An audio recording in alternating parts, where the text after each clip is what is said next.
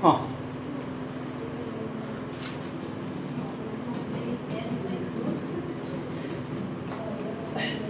अगला राजा वो वत्सराज है। वत्सराज गद्दी पर बैठा है और वो अपने बाप से पूछ रहा है कि तुमने मध्य भारत पर अधिकार कैसे किया। ठीक है, ध्यान रख लीजिएगा। आप भी कभी कभी घर में पूछोगे अपने पापा से, अपना पापा तो ठीक ठाक है, तुमने उनको देखा हुआ है इसलिए ठीक ठाक बता देंगे। तुम कभी कभी अपने दादा से पूछ के देखना, ठीक है, तुम पढ़ाई कैसे करते थे, खतरनाक फाइकोलॉजी करेंगे, समनी समनी बताता है। फिर पूछना कितनी तक पढ़े हुए हो, तो तीसरी तक पढ़े यूं कहेंगे। ठीक है, अब मुझे ये पता नहीं लगता कि तीसरी तक पढ़े उसमें समनी में पढ़ने की क्या जरूरत थी भाई, कोई कंपटीशन तो था नहीं।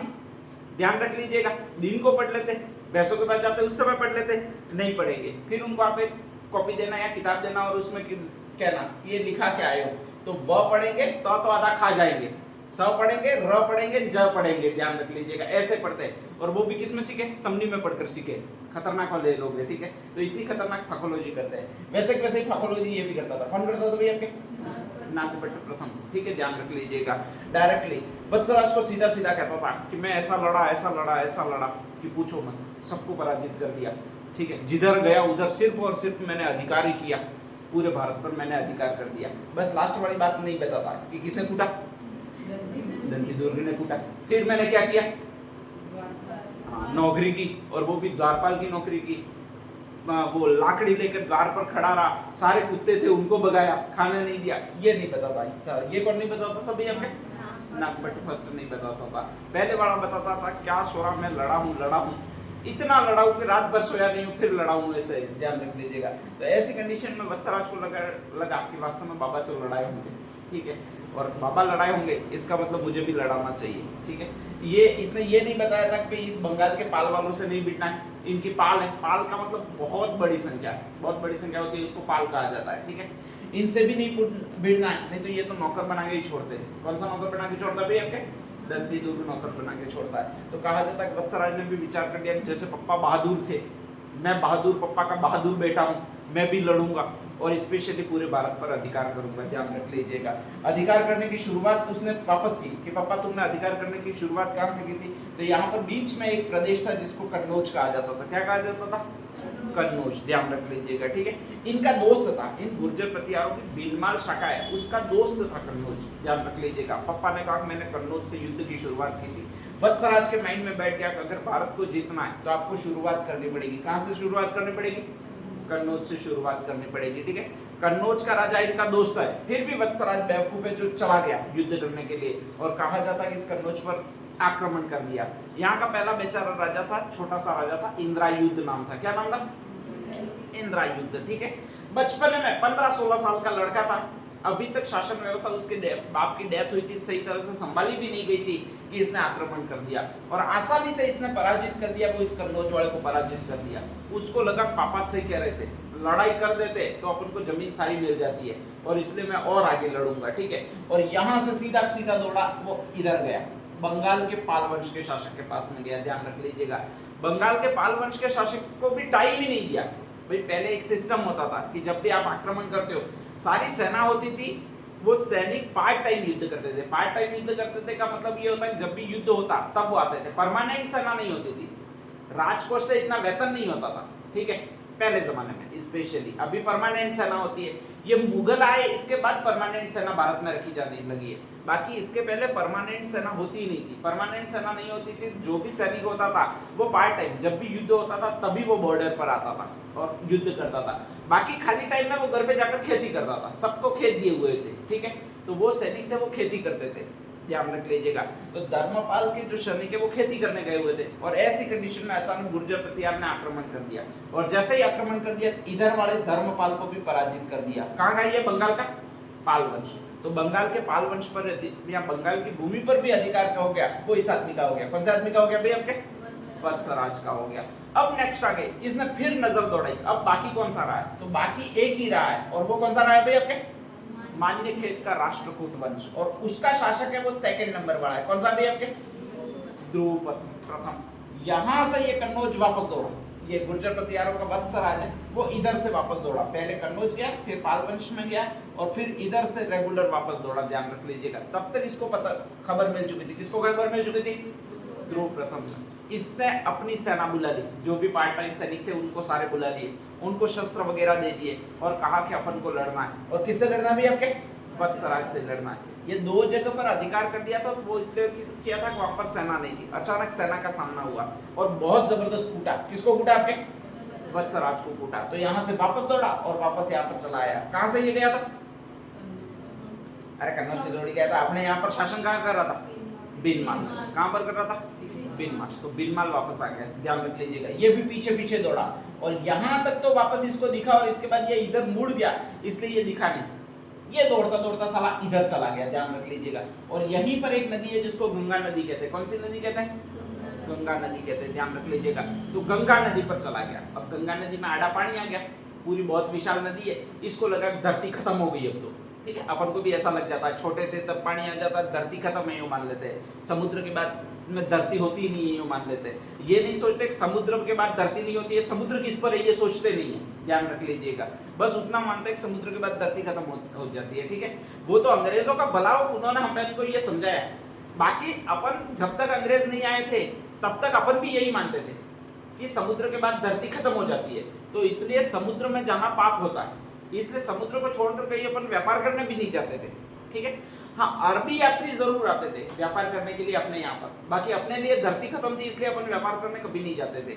तो यहाँ पर यही हुआ। कहा जाता है कि गंगा नदी के किनारे गया। कौन सा राजा गया भैया? आपके ध्रुव प्रथम। और ध्रुव प्रथम कहा जाता है गंगा नदी के किनारे गया और इसके बाद में वहां पर अपना स्तंभ, विजय स्तंभ स्थापित किया, मतलब एक बाला रोपा, उस पर पताका रोपी और उस पर लिखा कि यहाँ तक की जमीन मेरे अधीन है। एक तुम्हारा कायर राजा था वो भाग गया। कौन सा भाग गया? वत्सराज भाग गया, ठीक है। तो यहाँ तक की जमीन मेरे अधीन है। इसीलिए आता है कि ऐसा कौन सा राजा था जिसने अपने राष्ट्र ध्वज में गंगा के कुल चिन्हों को उत्कीर्णित करवाया था। तो गंगा के किनारे पहला शासक आया है, वो ये आया। नाम कौन सा भी आपके? ध्रुव प्रथम आया, ध्यान रख लीजिएगा। ये यहाँ पर जैसे तैसे बच के आया और फिर मीटिंग बुलाई तो उसमें जाएंगे वो विद्वान लोग जाएंगे। दो उस समय विद्वान लोग थे, एक का नाम था उद्योतन सूरी। कौन सा नाम था? हाँ, उद्योतन सूरी का फेमस ग्रंथ कुवलय माला। कुवलय माला में कुल भाषा 18 कितनी है? कौन सी शताब्दी में लिखा गया? 8वीं शताब्दी में लिखा गया। वेरी गुड, ठीक है, ध्यान रख लीजिएगा। और उसमें राजस्थानी भाषा का भी वर्णन मिलता है, ध्यान रख लीजिएगा। तो वही आपके ग्रंथ का राइटर है उद्योतन सूरी। वो इसके दरबार में, किसके दरबार में? वत्सराज के दरबार में, ध्यान रख लीजिएगा। एक और है जिसका नाम है जिन विजय सूरी। क्या नाम है? जिन विजय सूरी, ठीक है। हीर विजय सूरी है वो बहुत ज्यादा बाद में हुआ है। उद्योतन सूरी और जिन विजय सूरी दोनों एक साथ हुए, ध्यान रख लीजिएगा। और एक और है जिसका नाम है हीर विजय सूरी। ये तब हुआ है जब आपके राजस्थान का एकीकरण हो रहा था। और राजस्थान के एकीकरण में एक रियासत है जिसका 2 बार राजस्थान में एकीकरण हुआ है। रियासत कौन सी है? सिरोही। सिरोही का राजस्थान में विलय कौन कौन से चरणों में हुआ है? 6ठे और 7वें चरण में। 6ठे चरण में कौन कौन से 2 प्रदेश है वो मिलाए थे सिरोही के?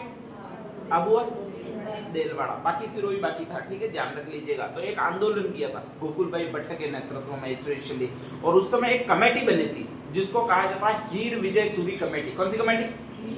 कभी आ जाए कि सिरोही को पूर्ण रूप से राजस्थान में मिलाने का श्रेय किस कमेटी को जाता है, तो हीर विजय सूरी कमेटी है, ध्यान रख लीजिएगा।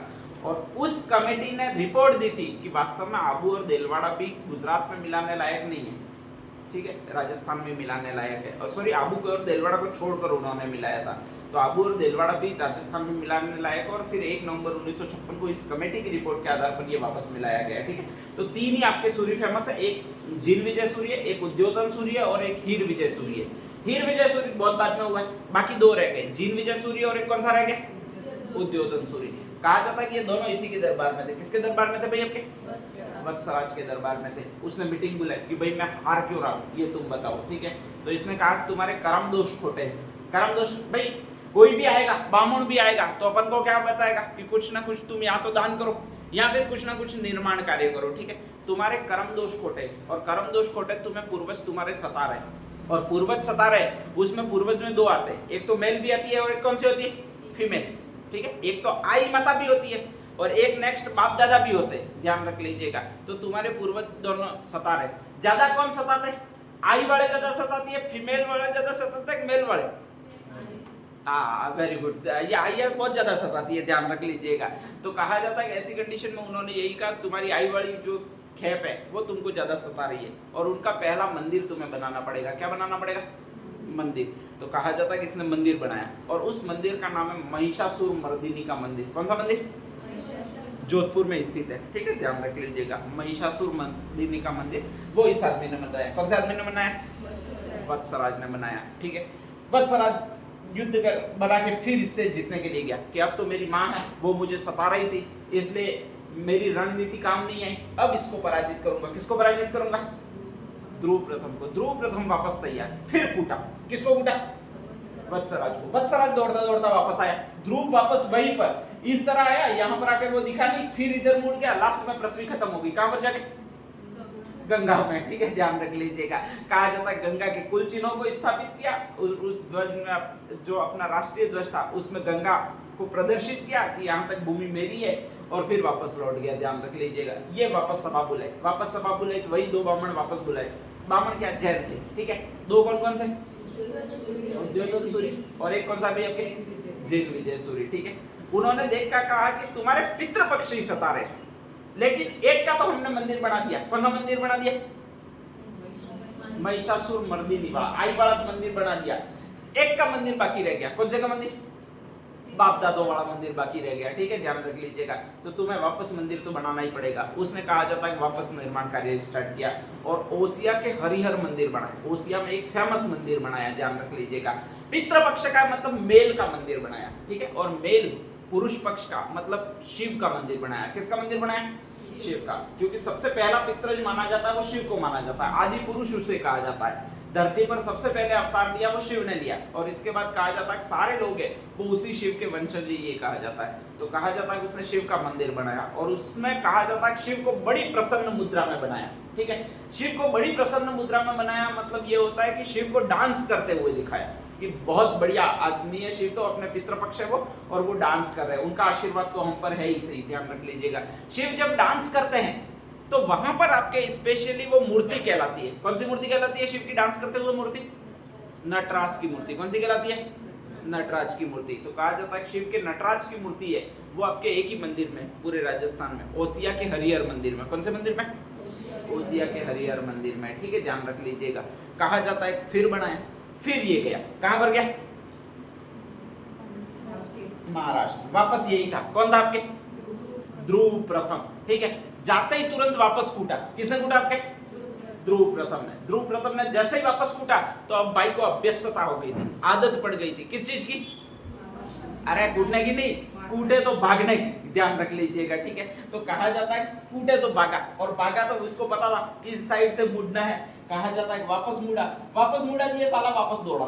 दौड़ कौन रहा है? ये भी खतरनाक दौड़ रहा है, पकड़ नहीं रहा है, ठीक है, और वापस चला गया। कहां पर चला गया भाई? आपके गंगा नदी के किनारे वापस स्थापित करके आ गया। एक और स्तंभ ले कि यहाँ पर गंगा तक साम्राज्य मेरा है, उसी का है ना। तो वो गंगा से आगे जा रहा है, ठीक है, बस लास्ट में यही मान रहा है कि धरती खत्म होगी, इसके अलावा आगे मेरा है ही नहीं, ठीक है। वापस आया, वापस बुलाया। किसको बुलाया?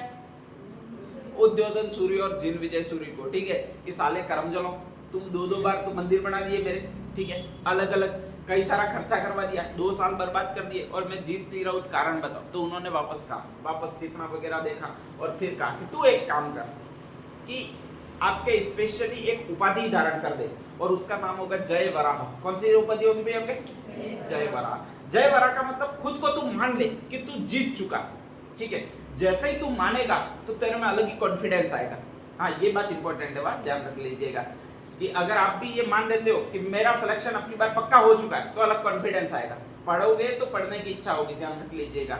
हाँ, ये उद्योधन सूर्य का कॉन्सेप्ट है अपना, ध्यान रख लीजिएगा। तो सबसे पहले तो यही मान लेना, खुद को यकीन दिला देना कि मेरा सिलेक्शन हो चुका है। जो भी कंपटीशन दे रहा हूँ या तो मैं पटवा रहा हूँ, और कंपटीशन कौन सा? हाँ, चपरासी हुई सही।